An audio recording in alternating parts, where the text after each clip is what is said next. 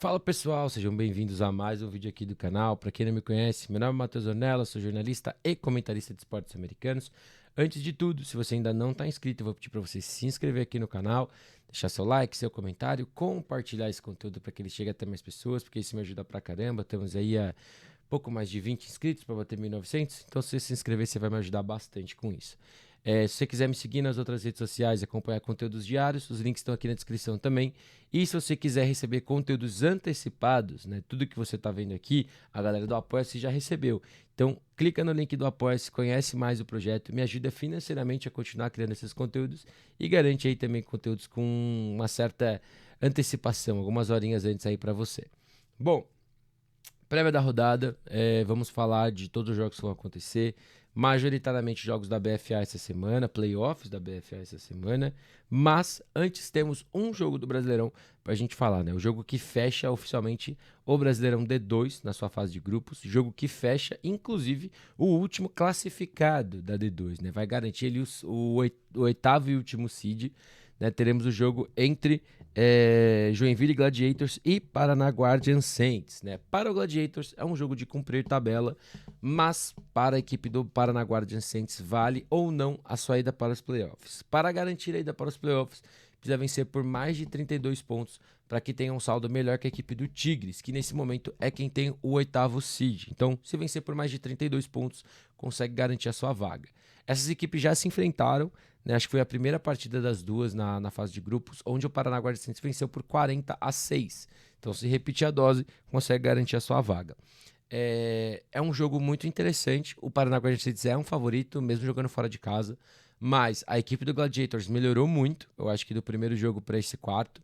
No último jogo contra os Chimangos, trouxe muito do que a gente quer ver desse time, onde conseguiu correr muito bem com a bola, trouxe muita versatilidade, conseguiu ele produzir de diversas formas e vai encarar uma equipe que não é tão física na defesa, então essa sua variação terrestre pode achar janelas e buracos se você conseguir se impor dessa forma, e vai encarar um ataque que veio de uma partida onde teve várias oportunidades para tentar capitalizar e não conseguiu, né? Está comandado pelo Leandro, que é um cara que eu gosto muito, acho que ele tem muita janela ainda para se desenvolver, mas é um time que tem que tomar melhores decisões e ser mais consistente nesse ataque, ainda mais porque precisa buscar esses 32 pontos, né? E parece fácil, mas não é. A gente está falando de 14, 28, a gente está falando de 5 touchdowns, né? Então você não vai tirar 5 touchdowns se você não tiver consistência no seu jogo, né? A defesa tem esse papel de conseguir fisicamente segurar o jogo, de se adaptar ao que essa equipe do Gladiators faz, porque é uma equipe que a gente já viu que varia muito, de repente solta um passe longo, de repente muda sua formação para ter uma formação mais leve.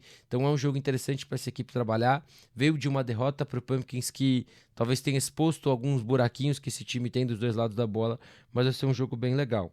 E para o Gladiators terminar bem, né? De repente a última chance de você rodar uma galera, a chance de você conseguir um jogo bom e fechar com uma vitória, mesmo que ela não valha nada a efeito de classificação, ela com certeza vale para a moral de todo mundo, ainda mais jogando em casa. Expectativa de um jogo bom, acho que o Paraná Guardian Saints aí tem um certo favoritismo.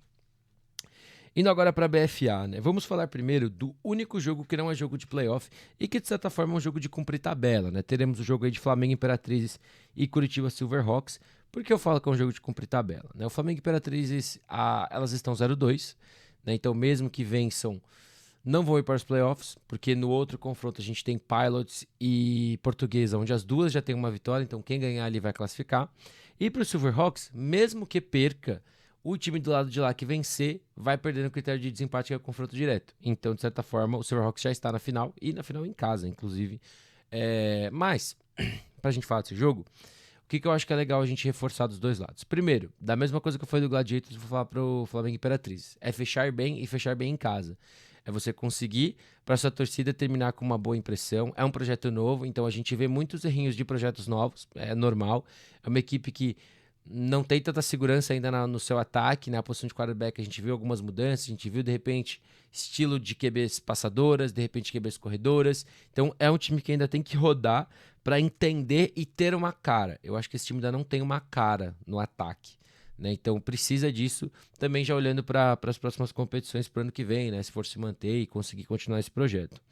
A defesa, eu acho que a defesa tem jogado bem, né? Conseguiu ser sólida tanto contra o Pilots quanto contra a Portuguesa, mas vai encarar um ataque que, apesar de não estar tendo necessariamente tanto ritmo, consegue ter jogadas muito explosivas. Então, a partir do momento que você der alguma janela, você tem que fechar ela muito rápido, porque senão esse time do Silverhawks vai punir, esse time do Silverhawks vai conseguir capitalizar em cima de você.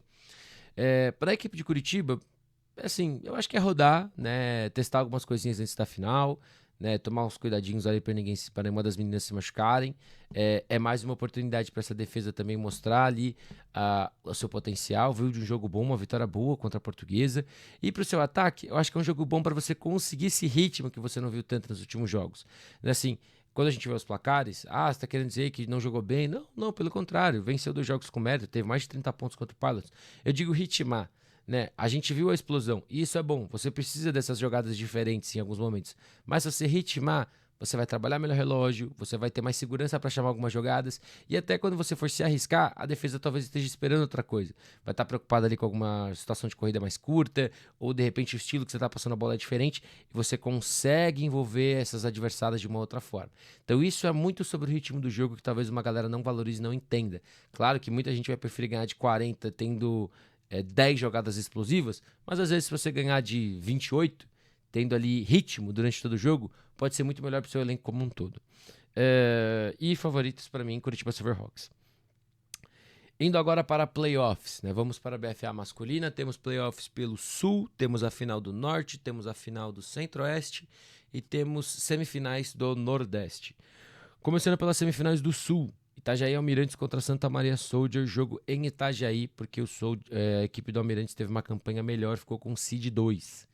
As equipes já se enfrentaram, né? Se enfrentaram recentemente, foi uma vitória esmagadora do Itajaí Almirantes, foi a estreia dos jogadores que vieram, né? Bassani, Nasgu, Polastri, Carneiro, tudo mais. Sempre falo do pacote porque é inevitável, né? Porque teve um peso muito grande no Almirantes, né? Que para mim é mais favorito ao Sul hoje do que o Rex. E eu acho que para a equipe do Almirantes é seguir o processo, é seguir o que a gente está vendo. É um ataque que achou formas equilibradas de correr com a bola. Tem um jogador americano ali também no seu backfield. É uma defesa que forçou pick six já contra esses Soldiers, que forçou pressão para roubar a bola, que teve um bom jogo nos seus special teams, está retornando bem, principalmente nos punts. Eu acho isso muito legal. E eu acho que é meio que uma manutenção do trabalho, né? Eu acho que para o Almirantes é vencer bem e chegar confiante na final, porque vai jogar fora de casa se for contra o Rex, mas tá com um time que tem muito veterano, é um time que tem muito cara que sabe jogar contra o que Rex faz, né? Mas tem que vencer os Soldiers primeiro.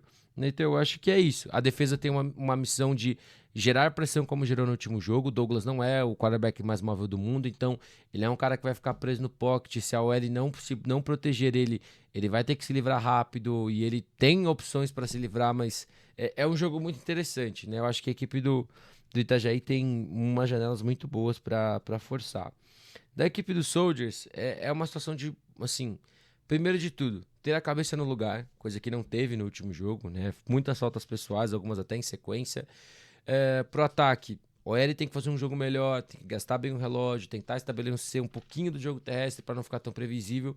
E a defesa vai ter que fazer um jogo muito bom para conseguir anular o que esse time do Almirante está fazendo com o Bassani, com o Carraro.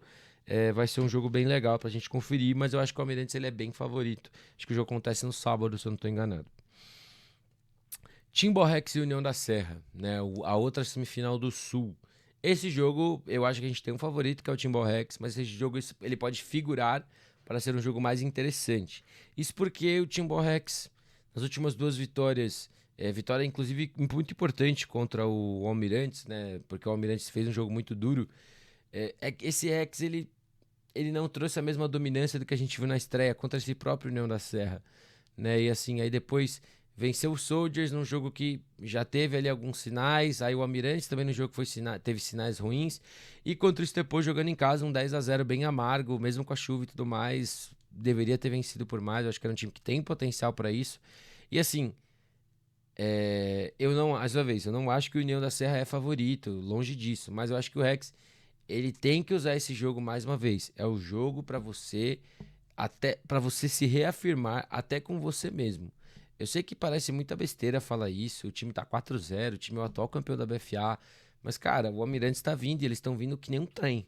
Então você precisa criar em você até mais confiança para tudo que você quer aplicar no jogo. Eu acho que Romário e receivers têm uma conexão muito boa. É um time que do nada consegue ali rotas muito longas e verticais e consegue fazer funcionar. Tem receivers muito rápidos, mas a OL tem que trazer de volta a dominância física, que a gente não viu nesses últimos 3 jogos.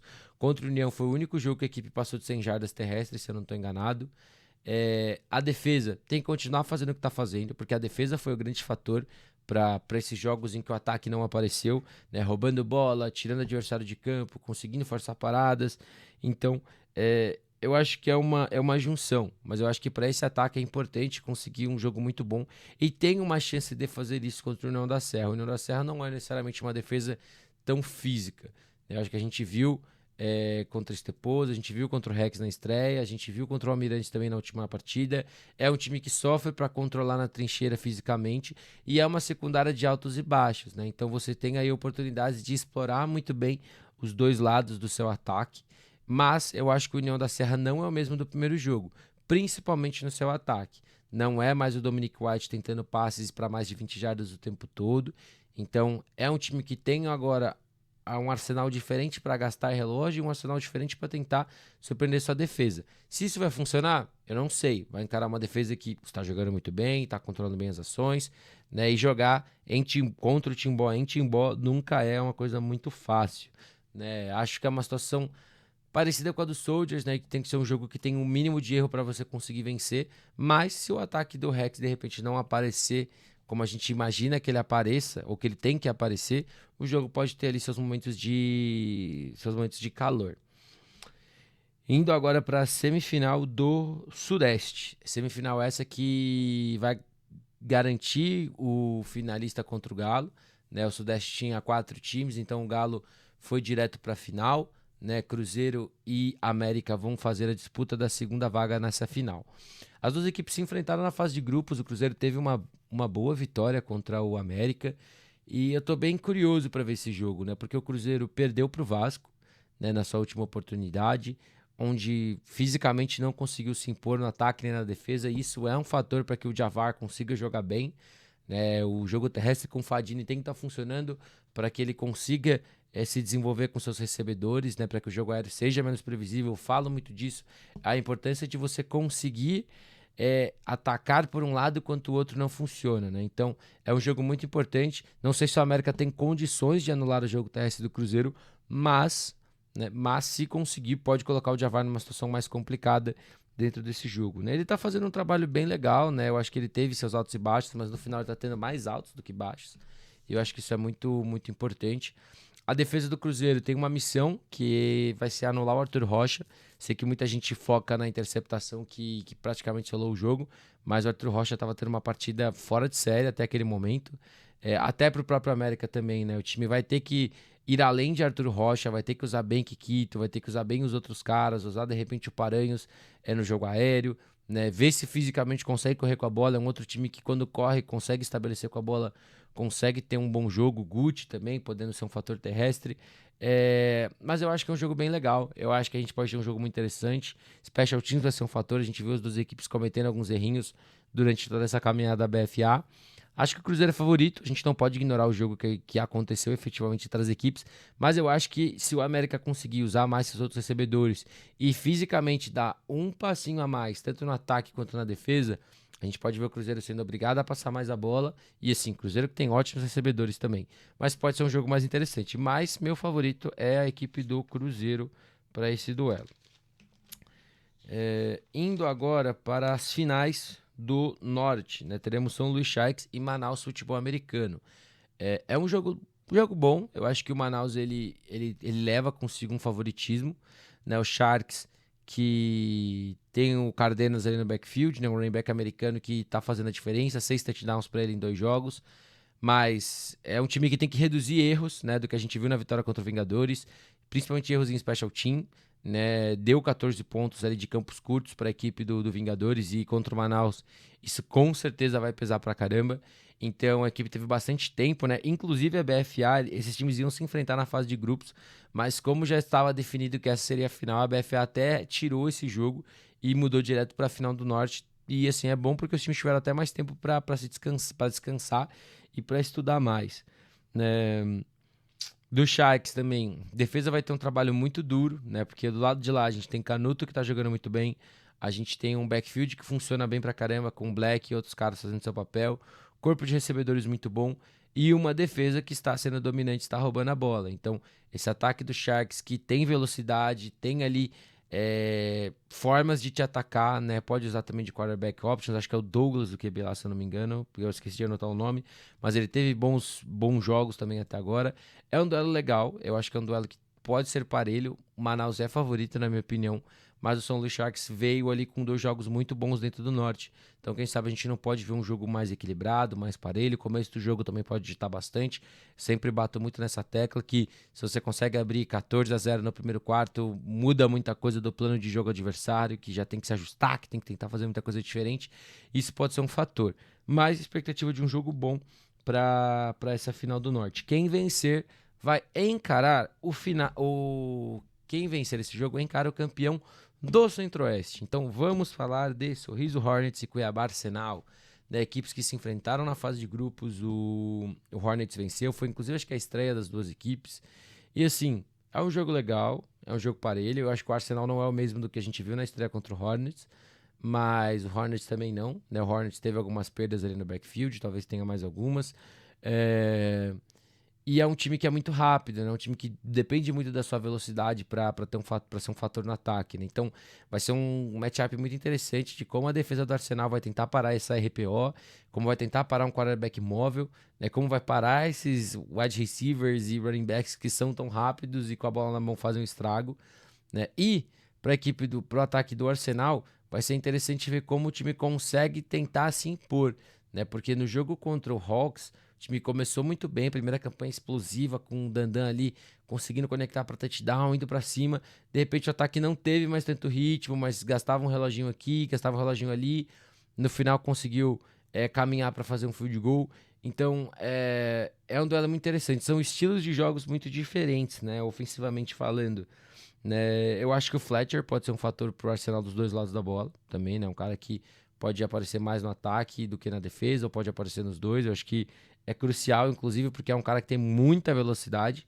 Então, para você tentar marcar essa RPO e para você, de repente, tentar pegar um momento que a defesa do Hornets erre, ele pode ser o fator. Special Teams pode pesar, né? O Hornets é uma equipe que tem se arriscado bastante em onside kicks, em situações diferentes. O Cuiabá Arsenal é uma equipe que converte muitos field goals, então pode ali, de repente, não sair com touchdown, mas sair com field goal e mudar uma situação de jogo. Mas eu acho que é um jogo que é bem interessante. O Hornets é favorito, na minha opinião. Muito também por conta da sua defesa. A defesa está impecável desde que a BFA começou, né? Cedendo pouquíssimos pontos, cedendo pouquíssimas janelas, conseguindo forçar turnovers. Tem caras ali também para fazer jogadas que vão ser diferentes. E eu acho que, mesmo com algumas perdas aí que esse time do Hornets teve, ele ainda é um candidato muito forte, né? Tanto para esse jogo quanto para quando for pegar o campeão do Norte, né? Seja ele Sharks ou Manaus. Mas, assim, promessa de duelo bom. Arsenal tem muita tradição do lado de lá também, então esperem um jogo bom. Acho que vai ser um jogo legal de se assistir. Indo agora pra gente fechar para semifinais do Nordeste. E assim, gente, não é de propósito, é só a ordem que eu acabo anotando aqui, tá? Mas esse jogo ia ser o último de qualquer forma, tá? O último jogo, vocês sabem qual é. Vamos começar falando de Fortaleza Tritões e Cavalaria 2 de Julho. Cara, pode ser um jogo bem legal, viu? Esperem um jogo maneiro. Porque assim, gosto muito do Tritões. A história do Tritões é bem legal. Conseguiu fechar 6-0, bateu 2 vezes o Caçadores, bateu o Spectros, tem o fator casa. Mas a sua defesa jogou muito mal nos últimos 2 jogos, né? Tanto contra o Carrancas quanto o Ceará Caçadores. Foram 2 jogos bem abaixo da defesa, né? E assim, contra o Carrancas foi abaixo contra o jogo terrestre, contra o Caçadores foi abaixo no jogo aéreo, né? A defesa. Então, vai ser interessante ver como a equipe consegue se moldar, né? Com esse tempo que teve para descansar, né? Não teve a rodada de wildcard para jogar, né? E nem a Cavalaria, né? Porque o Caçadores não foi.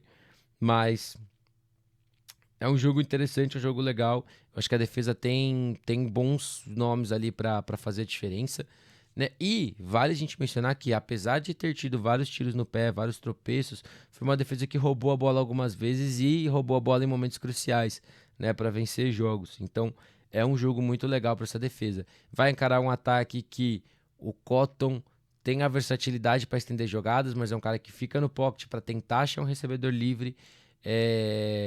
Vai encarar um time que tem muita velocidade, apesar de não ter o Irving, ainda tem muita velocidade com o Felipe, ainda tem muita velocidade com outros caras. Mas, né, a Cavalaria não pode perder chances como perdeu em alguns jogos, né? Touchdowns ali feitos em que teve drop, né, ou que teve alguma falta de uma jogada boa.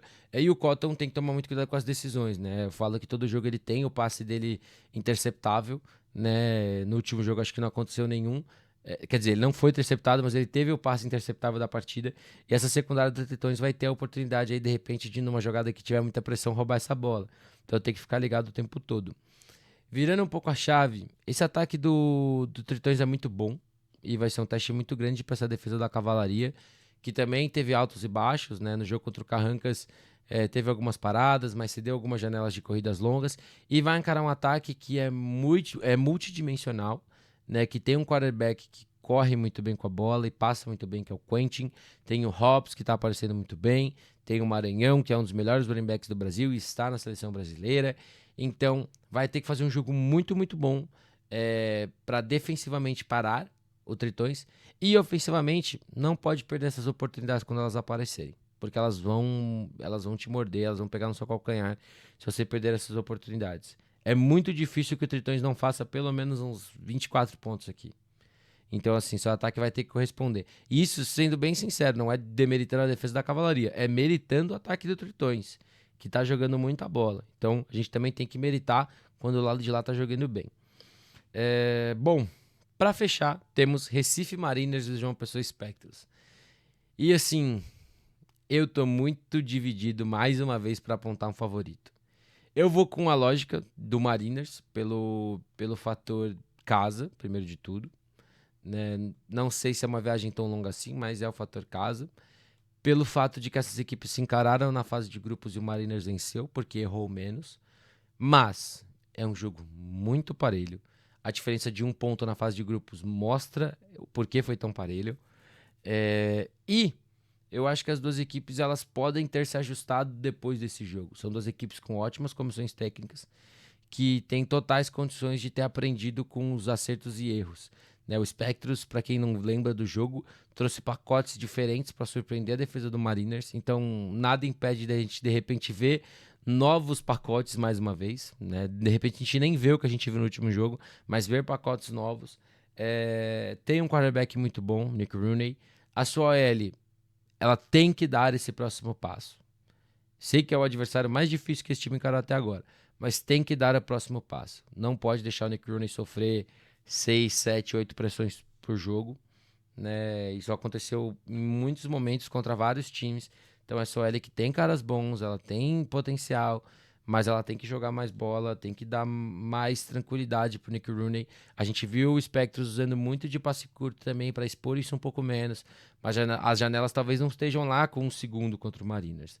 Então você tem que ter um jogo um pouco melhor para conseguir fazer essas paradas. Olhando para a defesa do Spectros, a gente já viu uma redução de faltas muito grande nas últimas partidas, mas as faltas foram um fator contra o Mariners, então o nervosismo tem que ficar de fora do campo, tem que ter muito cuidado, tem que também evitar dar tiros no pé, em situações de terceira descida, cometer faltas que dão first downs, ou quartas descidas que dão first downs, e tomar esses cuidados, né? Vai encarar uma equipe que tá correndo bem com a bola, com o Adolfo, com o Fadini, com todo mundo ali no backfield, uma equipe que passa muito bem a bola e que tem os caras rápidos ali para fazer coisas diferentes. Tem o Shelley, o O'Shea, que uma vez que estão com a bola na mão, podem realmente produzir e fazer muito, muito estrago. Do Mariners, né? Olhando agora pro aspecto do confronto geral, é um jogo muito difícil para a SOL. Né, o Adolfo vai ter uma missão muito complicada, né? Foi um jogo muito truncado, né, na fase de grupos, né? Então tem que tomar muito cuidado também com as corridas com o Fadini para de repente não arriscar numa situação que ele pode acabar tomando uma pancada ali e se machucar. Eu acho que é óbvio, esse é o jogo que você vai ter que arriscar. Mas, né, de repente entender, pô, a terceira para um, será que eu não dou na mão do Adolfo, que é um cara também grandalhão? Será que eu arrisco o Fadini num quarterback sneak? O que será que eu faço? Né, mas os caras sabem muito mais que eu para tomar essa decisão. na equipe do Mariners, mas eu acho que é algo a se tomar cuidado, né, e ficar atento.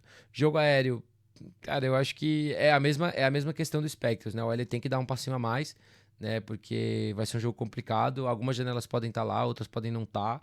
Vamos ver se o Mariners se adequa ao que viu da secundária no primeiro jogo, né? E do front, né? O front do Spectros é um front muito pesado, é um front muito forte. Tem caras muito bons ali como o Sherman, que é outro nome da nossa seleção brasileira. E vai ser um duelo muito, muito legal. Né? É um embate muito bom. Eu acho que tem tudo para ser um jogo muito parelho. Também tem que reduzir faltas. Foi um jogo que teve muitas faltas na fase de grupos, né? Spectros e Mariners. E Special Team Matters. Foi o que fez o Mariners vencer o último jogo.